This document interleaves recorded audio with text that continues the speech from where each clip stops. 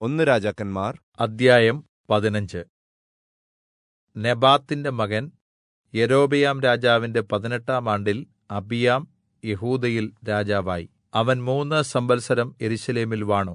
അബീശാലോമിന്റെ പൗത്രിയായ അവന്റെ അമ്മയുടെ പേര് മയഖാ എന്നായിരുന്നു.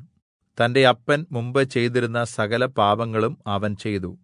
അവന്റെ ഹൃദയം തന്റെ പിതാവായ ദാവീദിന്റെ ഹൃദയം പോലെ ദൈവമായ യഹോവയിൽ ഏകാഗ്രമായിരുന്നില്ല. എങ്കിലും ദാവീദിനെ ഓർത്ത് അവന്റെ ദൈവമായ യഹോവ അവന് യെരൂശലേമിൽ ഒരു ദീപം നൽകുവാൻ തക്കവണ്ണം ഒരു അനന്തരാവകാശിയെ നൽകുകയും യെരൂശലേമിനെ നിലനിർത്തുകയും ചെയ്തു. ദാവീദ് തന്റെ ആയുഷ്കാലത്തൊക്കെയും യഹോവയ്ക്ക് പ്രസാദമായുള്ളത് ചെയ്തു. ഹിത്യനായ ഊരീയാവിന്റെ കാര്യത്തിൽ ഒഴികെ യഹോവയുടെ കല്പനകളിൽ ഒന്നുപോലും താൻ പാലിക്കാതിരുന്നിട്ടില്ല. രെഹബെയാമും യൊരോബെയാമും തമ്മിൽ ഉണ്ടായിരുന്ന യുദ്ധം അബിയാമിന്റെ കാലത്തും തുടർന്നുകൊണ്ടിരുന്നു. അബിയാമിന്റെ മറ്റുള്ള വൃത്താന്തങ്ങളും അവൻ ചെയ്തതൊക്കെയും യെഹൂദാ രാജാക്കന്മാരുടെ വൃത്താന്തപുസ്തകത്തിൽ എഴുതിയിരിക്കുന്നുവല്ലോ. അബിയാമും യൊരോബെയാമും തമ്മിലും യുദ്ധം ഉണ്ടായിരുന്നു. അബിയാം തന്റെ പിതാക്കന്മാരെപ്പോലെ നിദ്രപ്രാപിച്ചു. അവർ ദാവീദിന്റെ നഗരത്തിൽ അവനെ അടക്കം ചെയ്തു. അവന്റെ മകൻ ആസാ അവന് പകരം രാജാവായി. യിസ്രായേൽ രാജാവായ യൊരോബെയാമിന്റെ 20-ാം ആണ്ടിൽ ആസാ യെഹൂദയിൽ രാജാവായി. അവൻ 41 സംവത്സരം യെരൂശലേമിൽ വാണു. അവന്റെ പിതാമഹിക്ക് മയഖാ എന്നു പേർ. അവൾ അബീശാലോമിന്റെ പൗത്രി ആയിരുന്നു. ആസാ തന്റെ പിതാവായ ദാവീദിനെപ്പോലെ യഹോവയ്ക്ക് പ്രസാദമായുള്ളത് ചെയ്തു. അവൻ പുരുഷവേശ്യകളെ ദേശത്തുനിന്ന് പുറത്താക്കി. തന്റെ പിതാക്കന്മാർ ഉണ്ടാക്കിയിരുന്ന സകല വിഗ്രഹങ്ങളെയും നീക്കിക്കളഞ്ഞു. തന്റെ പിതാമഹിയായ മയഖാ അശേരയ്ക്ക് ഒരു മ്ലേച്ഛവിഗ്രഹം ഉണ്ടാക്കിയിരുന്നതുകൊണ്ട് അവൻ അവളെ രാജ്ഞിസ്ഥാനത്തുനിന്ന് നീക്കിക്കളഞ്ഞു. ആസാ അവളുടെ മ്ലേച്ഛവിഗ്രഹം വെട്ടിമുറിച്ച് കിദ്രോൻ തോട്ടിനരികെ വെച്ച് ചുട്ടുകളഞ്ഞു. എന്നാൽ പൂജാഗിരികൾക്ക് നീക്കം വന്നില്ല. എങ്കിലും ആസായുടെ ഹൃദയം അവന്റെ ജീവകാലത്തൊക്കെയും യഹോവയിൽ ഏകാഗ്രമായിരുന്നു. വെള്ളി, പൊന്ന്, മറ്റ് ഉപകരണങ്ങൾ എന്നിങ്ങനെ തന്റെ അപ്പൻ നിവേദിച്ചതും താൻ സ്വയം നിവേദിച്ചതുമായ വസ്തുക്കൾ അവൻ യഹോവയുടെ ആലയത്തിലേക്ക് കൊണ്ടുവന്നു. ആസായും യിസ്രായേൽ രാജാവായ ബയെശയും തമ്മിൽ ജീവപര്യന്തം യുദ്ധം ഉണ്ടായിരുന്നു. യിസ്രായേൽ രാജാവായ ബയെശാ യെഹൂദയുടെ നേരെ വന്ന് രാമയെ പണിത് ഉറപ്പിച്ചു. യെഹൂദാ രാജാവായ ആസായുടെ അടുക്കലേക്കുള്ള പോക്കുവരവ് തടയുകയായിരുന്നു അവന്റെ ലക്ഷ്യം. അപ്പോൾ ആസാ യഹോവയുടെ ആലയത്തിലെയും രാജധാനിയിലെയും ഭണ്ഡാരത്തിലെ വെള്ളിയും പൊന്നും എടുത്ത് തന്റെ ഭൃത്യന്മാരുടെ കയ്യിൽ ഏല്പിച്ചു.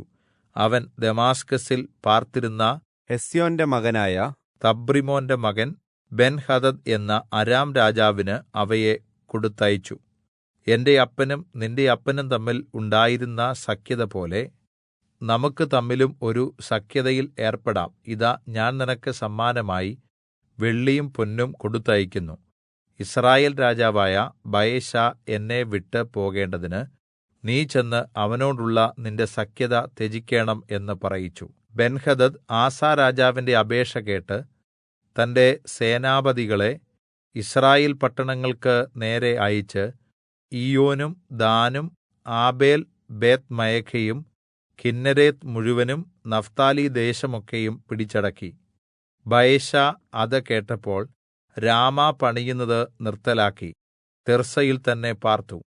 ആസാ രാജാവ് ഒരു വിളംബരം പ്രസിദ്ധമാക്കി യെഹൂദയെ മുഴുവനും വിളിച്ചുകൂട്ടി.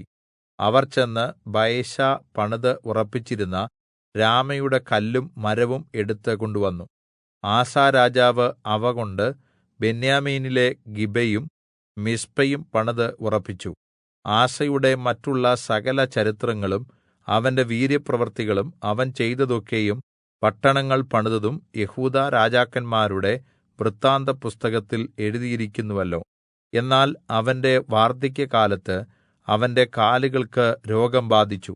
ആസാ തന്റെ പിതാക്കന്മാരെപ്പോലെ നിദ്രപ്രാപിച്ചു. തന്റെ പിതാവായ ദാവീദിന്റെ നഗരത്തിൽ അവന്റെ പിതാക്കന്മാരുടെ അടുക്കൽ അവനെ അടക്കം ചെയ്തു. അവന്റെ മകനായ യെഹോശാഫാത്ത് അവന് പകരം രാജാവായി. യെഹൂദാ രാജാവായ ആസയുടെ 2-ാം ആണ്ടിൽ യൊരോബെയാമിന്റെ മകൻ നാദാബ് യിസ്രായേലിൽ രാജാവായി. അവൻ 2 സംവത്സരം യിസ്രായേലിൽ വാണു. അവൻ യഹോവയ്ക്ക് അനിഷ്ടമായത് ചെയ്ത് തന്റെ അപ്പന്റെ വഴിയിലും അവൻ യിസ്രായേലിനെക്കൊണ്ട് ചെയ്യിച്ച പാപത്തിലും നടന്നു. എന്നാൽ യിസ്സാഖാർ ഗോത്രക്കാരനായ അഹിയാവിന്റെ മകൻ ബയെശാ അവന് വിരോധമായി കൂട്ടുകെട്ടുണ്ടാക്കി. നാദാബും എല്ലാ യിസ്രായേലും ഫെലിസ്ത്യരുടെ ഗിബ്ബെഥോനെ ഉപരോധിച്ചിരുന്നപ്പോൾ ബയെശാ അവിടെവെച്ച് അവനെ കൊന്നു. ബയെശാ അവനെ യെഹൂദാ രാജാവായ ആസയുടെ 3-ാം ആണ്ടിൽ കൊന്ന് അവന് പകരം രാജാവായി. അവൻ രാജാവായ ഉടൻ തന്നെ യൊരോബെയാം ഗൃഹത്തെ മുഴുവനും കൊന്നൊടുക്കി. യഹോവ ശീലോന്യനായ അഹിയാവെന്ന തന്റെ ദാസൻ മുഖാന്തരം അരുളിച്ചെയ്ത വചനപ്രകാരം അവൻ യൊരോബെയാമിന്റെ കുടുംബത്തിൽ ജീവനുള്ള ഒന്നിനെയും ശേഷിപ്പിക്കാതെ നശിപ്പിച്ചുകളഞ്ഞു. യൊരോബെയാം ചെയ്തതും യിസ്രായേലിനെക്കൊണ്ട് ചെയ്യിച്ചതുമായ പാപങ്ങൾ നിമിത്തവും അവൻ യിസ്രായേലിന്റെ ദൈവമായ യഹോവയെ കോപിപ്പിച്ചത് നിമിത്തവും ഇപ്രകാരം സംഭവിച്ചു. നാദാബിന്റെ മറ്റുള്ള പ്രവൃത്തികളും അവൻ ചെയ്തതൊക്കെയും യിസ്രായേൽ രാജാക്കന്മാരുടെ വൃത്താന്തപുസ്തകത്തിൽ എഴുതിയിരിക്കുന്നുവല്ലോ.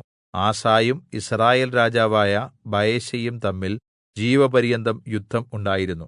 യെഹൂദാ രാജാവായ ആസയുടെ വാഴ്ചയുടെ 3-ാം ആണ്ടിൽ അഹിയാവിന്റെ മകൻ ബയെശാ എല്ലാ യിസ്രായേലിനും രാജാവായി. തിർസയിൽ 24 സംവത്സരം വാണു. അവൻ യഹോവയ്ക്ക് അനിഷ്ടമായുള്ളത് ചെയ്ത് യൊരോബെയാമിന്റെ വഴിയിലും അവൻ യിസ്രായേലിനെക്കൊണ്ട് ചെയ്യിച്ച പാപത്തിലും നടന്നു.